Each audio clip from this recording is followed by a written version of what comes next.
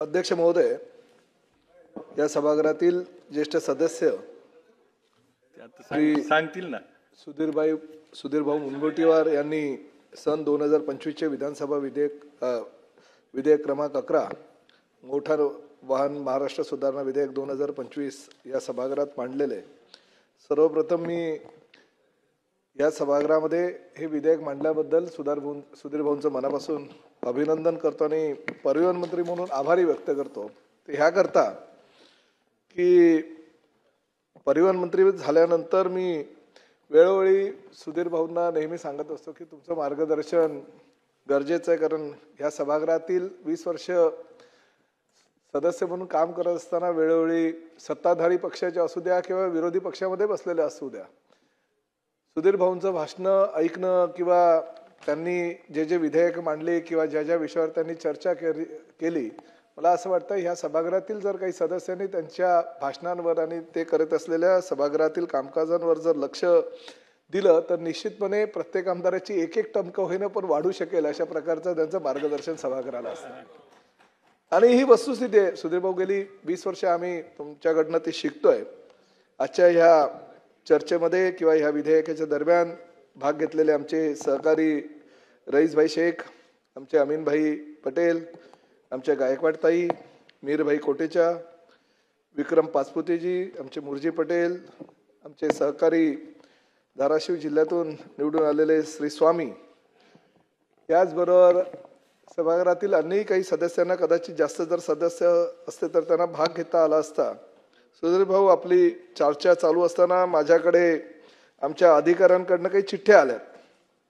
म्हणजे ज्या पद्धतीनं आपण छापील उत्तर लक्षवेधीचं किंवा एखाद्या गोष्टीचं देत असतो, त्या छापील उत्तरामध्ये ज्या काही गोष्टी लिहिलेल्या असतात त्यानुसार त्यांनी छापील उत्तर दिलं। आणि त्यामध्ये मला आमचे अधिकारी जे बसलेले आहेत त्यांना एक गोष्ट ह्या ठिकाणी सांगायची आहे।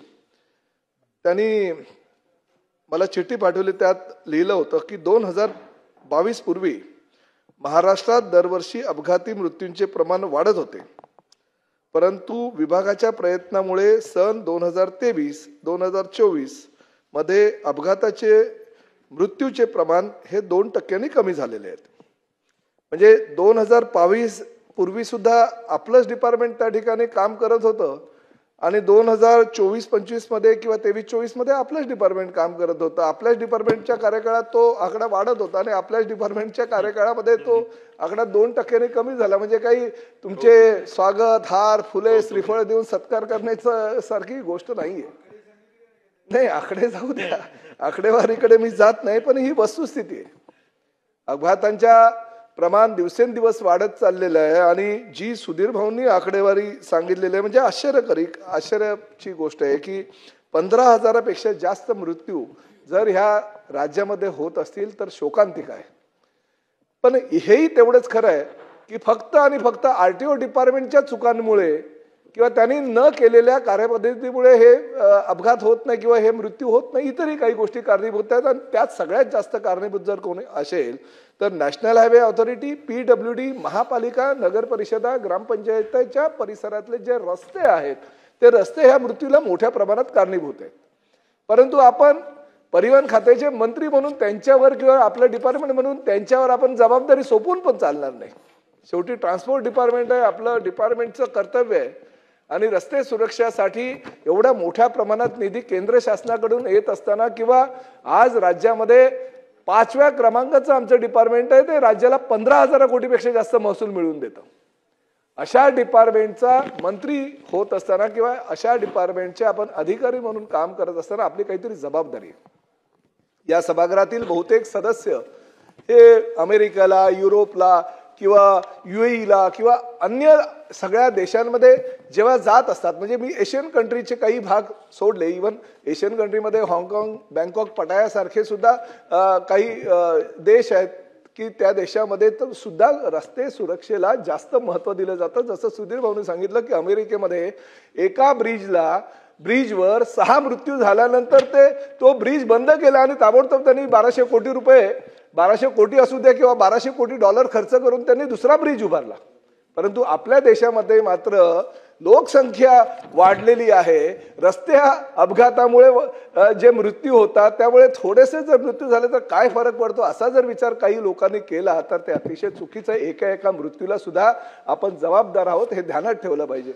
त्यामुळे परदेशामध्ये आपण जातो, जेव्हा आपण शिस्त ही गोष्ट बघतो तेव्हा परदेशामध्ये फार मोठ्या प्रमाणात आहे. 80ची लेन असेल तर 80 मध्येच गाडी त्या रस्त्यावर जाते, लॉक केलं जातं. 100ची लेन असेल तर 100 मध्येच लॉक केलं जातं. किंवा 140चा जरी स्पीड असेल तरी 140 मध्ये गाडी चालवून ड्रायव्हर मात्र हात बाजूला करून सुद्धा गाडी चालवू शकतो. अशा प्रकारची शिस्त त्या देशांमध्ये.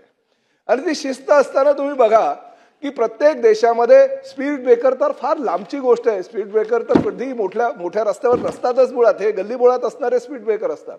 परंतु रिफ्लेक्टर, एरोज 5 किलोमीटर पासून सुरुवात होते की तुम्हाला ठाण्याला जायचं ना, 5 kilometre, 4.5 kilometre, 4 kilometre, 3.5 kilometre, 3 kilometre करत करत करत करत ठाण्यापर्यंत तुम्ही येता. तेव्हा तुम्हाला कळतं की ठाण्याला जात असताना तुम्हाला माहिती आहे की 2 किलोमीटर जवळ आल्यानंतर आपल्याला त्या लेन आपल्याला चेंज करायचे आणि त्या लेनमधून आपल्याला राईटकडे जायचं की लेफ्टकडे जायचं की सरळ जायचं हे आपण ठरवतो. आणि अशा प्रकारचे हायवेवर आपण एरोज लावले जातात, लाईट्स त्या ठिकाणी असतात. आपल्या पुढे मागे असणाऱ्या ट्रक्सवर मोठमोठे रेडियमच्या पट्ट्या असतात. आणि त्यामुळे ही शिस्त आणि त्यांच्या ट्रान्सपोर्ट डिपार्टमेंटची असलेली ज्या पद्धतीचं नियोजन, त्यामुळे हे प्रमाण परदेशामध्ये कमी आहे आणि आपल्या देशामध्ये मात्र मोठ्या प्रमाणात आहे. मी सुधीर भाऊंना अभिमानाने या ठिकाणी सांगेल की सुधीर भाऊ, ज्यावेळेस मी ट्रान्सपोर्ट डिपार्टमेंटचा कार्यभार स्वीकारला त्यावेळेस मी आमच्या काही अधिकाऱ्यांची बैठक घेतली आणि ही जी आकडेवारी आपण सभागृहाला आज सांगितली तीच आकडेवारी मला आमच्या अधिकाऱ्यांनी 3-4 महिन्यापूर्वी दिली. त्यांना मी स्पष्टपणे सांगितलं की जो रस्ता सुरक्षेसाठी तुम्हाला निधी येतोय तो निधी इतरत्र कुठेही वळला जाता कामा नये. जशी तुम्ही कुठल्या कुठल्या कारणासाठी कुठला निधी किती वापरला गेले हे तुम्ही जे सांगितले ही वस्तुस्थिती आहे. तसा निधी वळला गेला. ज्या गोष्टीसाठी निधी सेंट्रल गव्हर्नमेंटने तुम्हाला दिलेला आहे, स्टेट गव्हर्नमेंट पॉझिटिव्ह आहे जर तुम्हाला तो निधी द्यायला, तर तो निधी तुम्ही फक्त रस्ता सुरक्षा आणि लोकांचे मृत्यू होणे, अपघात होणे, मृत्यू लांबची गोष्ट आहे, परंतु कोणाचे हात गेलेले आहेत, कोणाचे पाय गेलेले आहेत, कोणाचे डोळे गेलेले आहेत, असे सुद्धा अपघात झालेले आहेत, त्याची तर नोंदच नाहीये. त्यामुळे रस्त्या सुरक्षेला प्राधान्य देण्याचं गरजेचं आहे. आणि त्या माध्यमातून मी आमच्या डिपार्टमेंटला स्पष्टपणे सांगितलंय की भले नॅशनल हायवे असू द्या, भले MSRTCचा रस्ता असू द्या, भले PWDचा रस्ता असू द्या, भले महानगरपालिकेचा रस्ता असू द्या, परंतु राज्यातील मोठ्या मोठ्या रस्त्यांवर रस्ते सुरक्षिततेच्या दृष्टिकोनातून आपल्याला ह्या सगळ्या उपाययोजना ज्या परदेशामध्ये केल्या पाहिजे त्या उपाययोजना आपल्याला आपल्या राज्यामध्ये आणणं गरजेचं आहे. आणि त्यामुळे फक्त ह्या सुरक्षिततेसाठी नाही, आम्ही रिफ्लेक्टर लावून किंवा त्या ठिकाणी एरोज लावून सुद्धा आपल्याला थांबायचं नाहीये किंवा स्पीड ब्रेकर ची व्यवस्था करून सुद्धा थांबायचं नाही. आपण आपल्या ज्या टोल ज्या ठेकेदाराला दिले जाते त्याच्यामध्ये खूप त्या कंडिशन्स असतात की तुम्ही ॲम्ब्युलन्स ठेवली पाहिजे, तुम्ही फायर ब्रिगेडची गाडी ठेवली पाहिजे, तुम्ही अन्य सुविधा ठेवल्या पाहिजे, परंतु कुठेही काही त्याची व्यवस्था केलेली जात नाही. आपल्याला हे कळतं. रस्ते सुरक्षितेमध्ये ट्रान्सपोर्ट डिपार्टमेंटकडनं तुम्हाला ॲम्ब्युलन्स किंवा फायर ब्रिगेडच्या गाड्या सुद्धा स्वतःच्या ठेवाव्या लागेल. दर 50 किलोमीटरमध्ये जर एखाद्या गाडीला आग लागली तर 25 किलोमीटर मागे किंवा 25 किलोमीटर पुढे तुम्हाला 10 मिनिटांमध्ये तिकडे किंवा 5 मिनिटांमध्ये पोहोचून त्या गाडीची तुम्हाला आग विझवता आली पाहिजे. किंवा जर अपघात झाला तर 5 ते 10 मिनिटांमध्ये तुमची ॲम्ब्युलन्स, डिपार्टमेंटची ॲम्ब्युलन्स त्या ठिकाणी पोहोचली पाहिजे. अशी व्यवस्था तुम्हाला करावी लागेल. आणि तो रस्ते सुरक्षिततेचा निधी आहे तो त्यासाठी तुम्हाला खर्च करावा लागेल. आणि अशी प्रकारची उपाययोजना आपण करतोय. अध्यक्ष महोदय, खूप अनेक असे प्रस्ताव आहे की ते प्रस्ताव विचाराधीन आहे. आणि त्याचबरोबर सुधीर भाऊंनी मला आज जी नावं सांगितली, डॉक्टर शंकर विश्वनाथ, डॉक्टर रणजित गाडगीळ, संदीप गायकवाड, तर ही मंडळी मोठी मोठी मंडळी ह्या सभागृहामध्ये आपण त्यांचं नाव घेतोय. परंतु मी सुधीर भाऊंनाच विनंती करेन की सुधीर भाऊ, आपण जर एक कमिटी केली आणि हे 2% प्रमाण अजून काही कमी करता येतं का, आपल्याला 5% करता येतं का, 10% करता येतात किंवा 0 करता येतं का, यासाठी जर ह्या कमिटीची आपल्याला काही गरज असेल तर आपण त्यांच्याशी चर्चा करावी. आणि चर्चा करून आपण शासन नियुक्त ही कमिटी करून त्यांच्या माध्यमातून रस्ते सुरक्षिततेसाठी भविष्यामध्ये काय काय उपाययोजना करता येईल. निधीची काही तरतूद किंवा काही कमी नाही आहे सुधीर भाऊ. अध्यक्ष महोदय, भरपूर निधी आरटीओ डिपार्टमेंटकडे आहे. सेंट्रल गव्हर्नमेंट ह्या बाबतीत भरपूर मोठ्या प्रमाणात निधी देतो. फक्त त्या निधीचं नियोजन योग्य प्रकारे व्हायला पाहिजे. तर हे 2% जे प्रमाण आहे ते 20% पर्यंत जायला वेळ लागणार अशी मला खात्री आहे आणि त्या माध्यमातून आपण तशी उपाययोजना करतोय. आता आमचे मित्र विक्रम पाचपुते साहेबांनी सांगितलंय की त्यांच्या मतदारसंघामध्ये जे ऊसाचे ट्रॅक्टर असतात आणि त्या ऊसाच्या ट्रॅक्टरमध्ये 4 ते 5 किंवा 5 ते 6 मृत्यू होत असतात. परंतु शेवटी लोकप्रतिनिधी म्हणून पाचपुते साहेब आपली पण काही जबाबदारी असते. मी जेव्हा बघतो तेव्हा आपण रस्त्यावरून जात असताना ते ट्रॅक्टरचं वजनाची क्षमता असते 5 टन 8 टन आणि ते ट्रॅक्टर 20-20 टन वजन उचललं जातं ऊसाचं आणि अर्धेपेक्षा जास्त ऊस हे बाहेर असतात.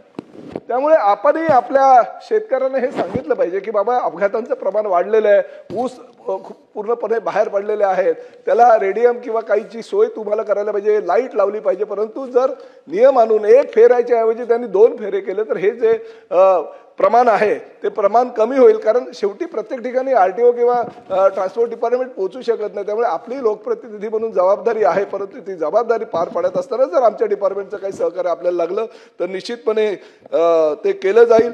बाईकच्या बाबतीत मुरजी पटेलांनी एक मुद्दा उपस्थित केला, ही वस्तुस्थिती आहे. जे बाईकवाले जे आहेत ना त्यांना लायसन पण नाहीये. ती इलेक्ट्रिक व्हेकल आहेत, त्यांना 25 किलोमीटरची परमिशन आहे, त्यांना आरटीओची परमिशन वगैरे काही नाही. पण सर्रासपणे स्विगी झोमॅटोसाठी ह्या बाईक वापरल्या जातात. त्यांच्यावर कारवाई करण्याचं प्रमाण आरटीओनं फार मोठ्या प्रमाणात केलेलंच आहे. पण भविष्यामध्ये ते अजूनही कसं नेस्तनाबूत करण्यात येईल, सगळ्या गाड्या कशा जप्त करण्यात येईल, प्रत्येकाला कशा आपण पोलीस स्टेशनला आणून त्यांच्या मालकांना पण कसं काय अटक करता येईल याची सुद्धा जबाबदारी आपण भविष्यामध्ये घेऊ. अनेक गोष्टी या सभागृहातील आमच्या सदस्यांनी सांगितलेल्या आहे. परंतु जी आकडेवारी सुधीर भाऊंनी सांगितलेली आहे ही आकडेवारी ह्या महाराष्ट्राला भूषणावह नाही.